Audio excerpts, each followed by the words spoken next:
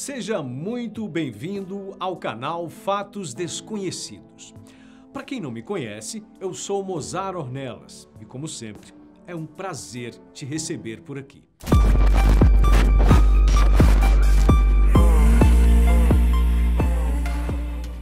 Deixa eu te perguntar uma coisa. Você já parou para pensar no motivo de túmulos serem tão profundos?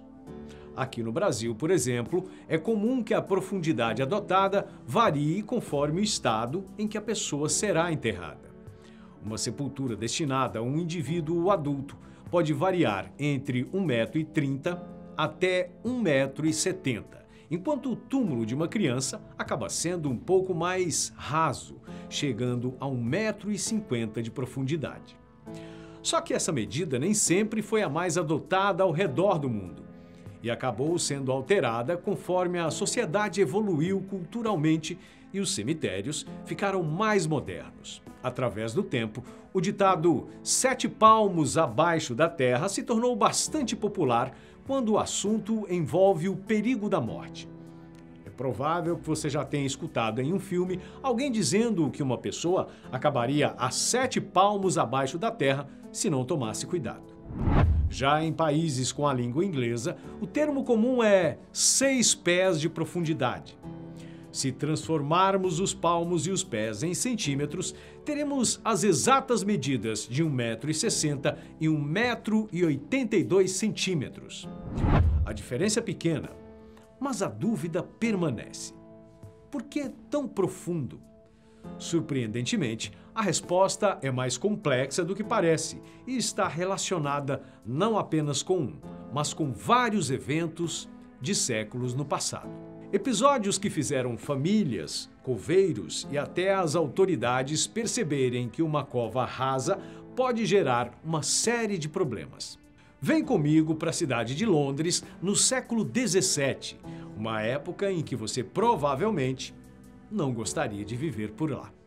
Entre 1665 e 1666, a cidade foi palco de um terrível evento chamado a Grande Peste de Londres. Só pelo nome, você já consegue deduzir mais ou menos o problema que as pessoas enfrentavam. Essa foi considerada a última grande epidemia da peste bubônica na Inglaterra, tendo vitimado cerca de 100 mil pessoas em um intervalo de 18 meses. Isso, meu caro, representava quase 1/4 da população da cidade na época. Agora, imagina só como viveram as pessoas. O medo de uma morte quase certa fez com que todo mundo tomasse medidas extremas para garantir que não seria a próxima vítima. Até porque a peste não assolou Londres apenas nessa época.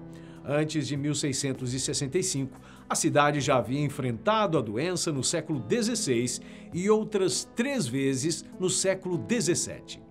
Sem falar, é claro, do terrível episódio no século XIV, em que aproximadamente 60% da população londrina morreu. Várias ações foram feitas para impedir que mais pessoas pegassem a doença, e uma delas envolvia o sepultamento das vítimas da peste.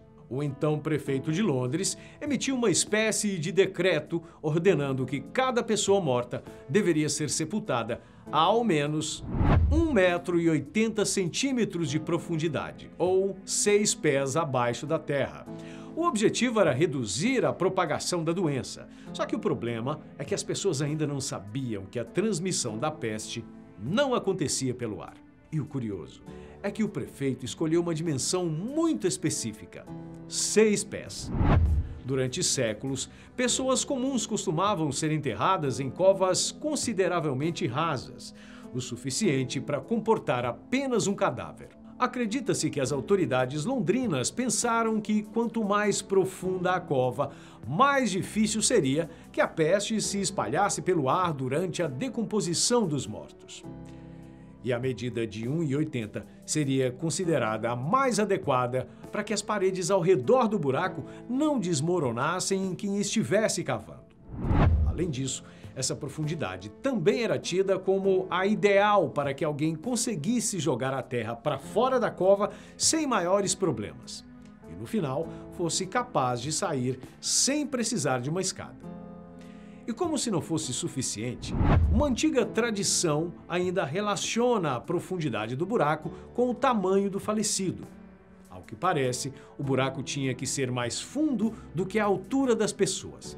Então, se levarmos em consideração que a altura média da população da época era de 5,5 pés ou 1,67 m, nós chegamos na famosa medida de 1,80 m. Só que esses argumentos não impediram que sepulturas chegassem a profundidades surpreendentes, como 20 pés, que é o equivalente a 6 metros. Mas digamos que casos como esses aconteceram excepcionalmente com as pessoas mais pobres. Seja como for, não foi apenas a peste que serviu como estopim para os túmulos tão fundos. Como forma de reduzir as chances de que um animal desenterrasse um corpo e deixasse o cadáver exposto, se tornou interessante a ideia de covas profundas o suficiente para que o falecido continuasse descansando em paz. Inclusive, o medo não envolvia apenas animais, mas também fazendeiros. Isso porque, séculos atrás, existia o costume de enterrar os falecidos no local próximo da morte. E uma vez que isso acontecia, os entes queridos estavam dispostos a fazer de tudo para que o corpo não fosse perturbado por possíveis fazendeiros ou trabalhadores rurais com interesse em cultivar o solo onde estava a cova. Agora, não podia ser 1,70 m, 1,75 m? Infelizmente, a maior parte das informações que encontramos nas nossas pesquisas são baseadas em teorias, já que não foi feito um exato registro sobre esse assunto nos séculos passados. Ainda assim, é interessante notar que, quando a peste deixou de ser um problema urgente, os 6 pés de profundidade também deixaram de ser uma exigência legal. Muito provavelmente pela praticidade, já que um buraco tão fundo não só era mais difícil de cavar, como também acabava sendo mais caro. Em determinado momento, sepulturas rasas se tornaram mais econômicas para pessoas mais pobres, enquanto túmulos mais chiques, com ornamentos e outros detalhes, passaram a ser construídos para um público mais rico. Só que, com a chegada de um comportamento que não agradou em nada às famílias dos mortos, as covas profundas se mostraram necessárias outra vez. Eu estou falando dos roubos de túmulos. Indo direto ao ponto, trata-se do ato de profanar a sepultura de alguém para roubar objetos pessoais ou até mesmo o próprio cadáver. Alguns jazigos chegaram a ter até grades ao redor, como já falamos em outro vídeo aqui no canal.